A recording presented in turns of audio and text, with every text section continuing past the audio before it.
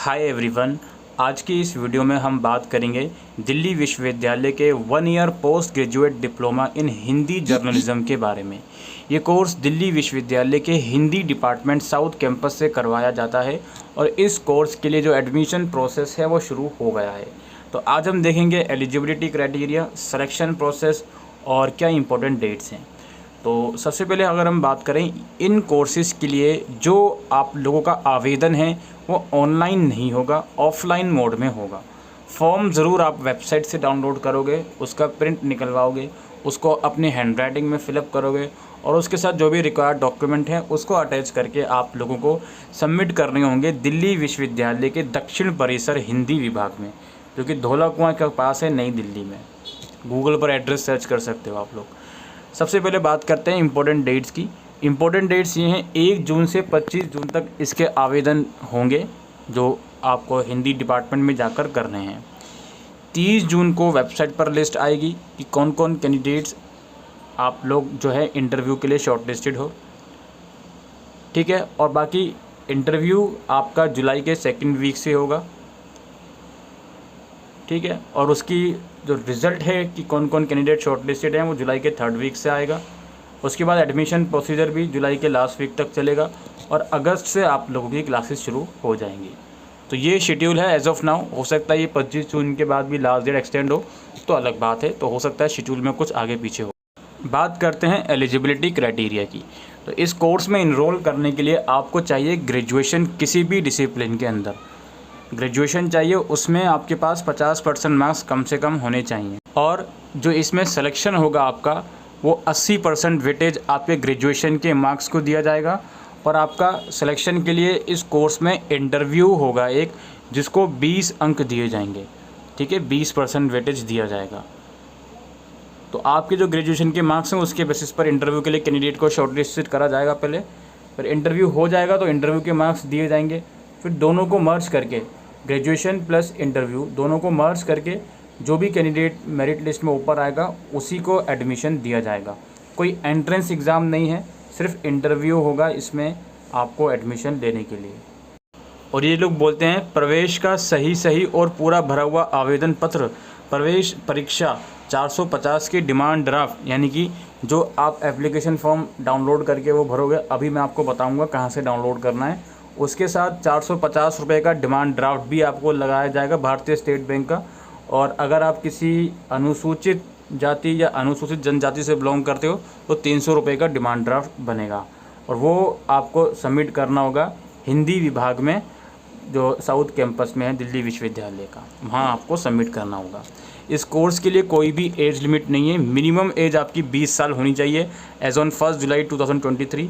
Maximum age limit में कोई भी यहाँ पर रिस्ट्रिक्शन नहीं रखी गई है। फ़ीस की बात करें तो अलग अलग कंपोनेंट यहाँ पर लिखे गए हैं फ़ीस के।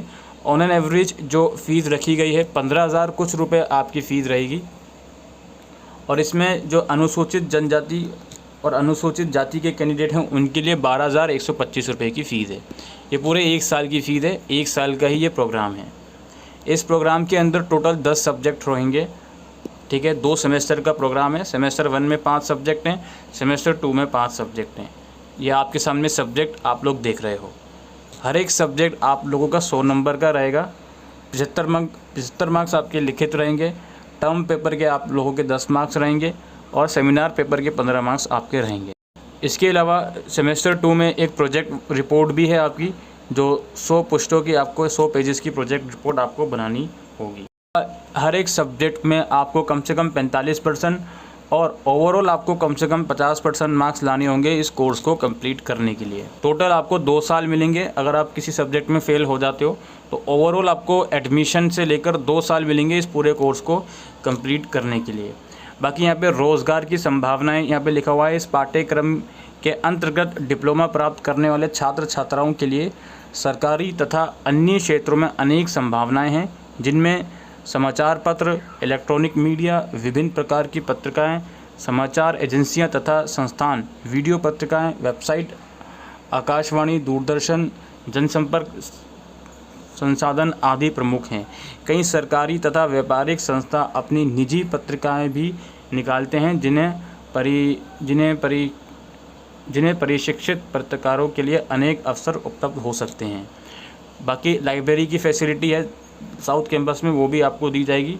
कंप्यूटर कक्ष, पत्रकारिता की कक्षा में सिखाए गए पेज मेकिंग इत्यादि के अभ्यास की सुविधा कंप्यूटर कक्षा में उपलब्ध होगी। इसके बाद बारी आती है फॉर्म की। तो ये आपका एप्लीकेशन फॉर्म है। एप्लीकेशन फॉर्म इसका प्रिंट आउट आप लोग लोगे, ठीक है। प्रिंट आउट लेके खुद अपनी हैंड राइटिंग में आप इसको फिल करोगे। अपना नाम भरना है यहाँ पे, पिता का नाम भरना है यहाँ पे, और जन्म तिथि भरनी है अपनी, ठीक है। इसके बाद जन्म तिथि आप भरोगे तो 1 जुलाई 2023 तक क्या एज है वो यहाँ पर आप लोग लिख दीजिएगा। घर का पता यानी कि एड्रेस भरना है, मोबाइल नंबर, राष्ट्रीयता यहाँ पे इंडियन लिखोगे, किस राज्य में मूल निवासी हो, कहाँ रहते हो, दिल्ली, यूपी, बिहार, जहाँ पर भी आप रहते हो। रिलीजन लिखना है यहाँ पे, जेंडर लिखना है यहाँ पे आपको, मैरिड हो अनमैरिड हो वो लिखना है। आवेदन की शैक्षिकरण योग्यताएँ वो आप यहाँ पे लिखना है। ये जो भी योग्यताएँ आपकी हैं उसके अकॉर्डिंगली आप यहाँ पर लिखोगे, ठीक है। ग्रेजुएशन की मांग रहा है पहले। अब आपके मन में डाउट आएगा कि हम फाइनल ईयर में क्या हम अप्लाई कर सकते हैं। उसके लिए इस फॉर्म का एक पॉइंट नंबर 8 यहाँ पे लिखा गया है फॉर्म का। ये फॉर्म भरा जा रहा है, नीचे फॉर्म की गाइडलाइंस लिखी गई हैं। इसमें पॉइंट नंबर 8 में एक बात लिखी गई है कि वे आवेदनकर्ता जिन्होंने स्नातक डिग्री की अंतिम वर्ष की परीक्षा दी हैं वो भी आवेदन कर सकते हैं, लेकिन द्वितीय सप्ताह जुलाई तक उन्हें अपने अंतिम वर्ष की परीक्षा फल का प्रमाण पत्र जमा करना होगा। ऑब्वियसली जुलाई में आपको मार्कशीट दिखानी होगी, आप अप्लाई कर सकते हो। अब यहाँ पे सबसे प्रॉब्लम ये आएगी, जो एसओएल के स्टूडेंट हैं वो पूछेंगे सर हमारा रिज़ल्ट जुलाई में आ जाएगा। रेगुलर का तो फिर भी उम्मीद है जुलाई में रिज़ल्ट आ ही जाएगा, कोई सच दिक्कत नहीं आएगी। लेकिन एसओएल का आएगा नहीं आएगा इसके ऊपर तो बहुत मुश्किल है कुछ भी कहना। अभी तक तो मैंने कोई भी साल ऐसा नहीं देखा कि एसओएल का रिज़ल्ट जुलाई में आया हो पिछले 5 सालों में। तो अब आप देख लीजिए एसओएल के स्टूडेंट, अगर आप अप्लाई करना चाहते हो तो बहुत रिस्क है इसमें अप्लाई करने में। बाकी आप वहाँ जाकर ये एक बात ज़रूर पूछ सकते हो कि अगर हमारा रिज़ल्ट एसओएल का नहीं आया टाइम पर तो क्या हमें अगस्त या सितंबर तक का मार्कशीट सबमिट करने का टाइम दिया जा सकता है या नहीं। हो सकता है आपको टाइम वो लोग अलाउ कर दें, तो आप इस चीज़ के रिगार्डिंग वहाँ जाकर पूछ सकते हो।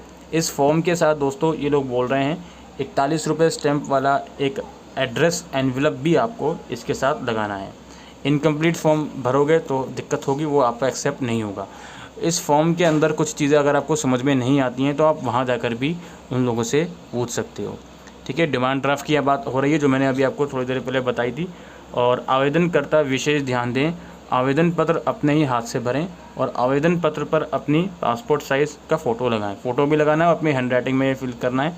आवेदन के साथ निम्नलिखित होने चाहिए, 10th की marksheet as a date of birth proof होनी चाहिए, और जो भी अलग अलग क्वालिफ़िकेशन है उनकी मार्कशीट आपको लगाई जाएगी। फ़िलहाल ये चीज़ मांग रहे हैं। सभी प्रवेश अस्थायी होंगे यानी प्रोविजनल एडमिशन होंगे, बाद में एलिजिबिलिटी चेक करी जाएगी।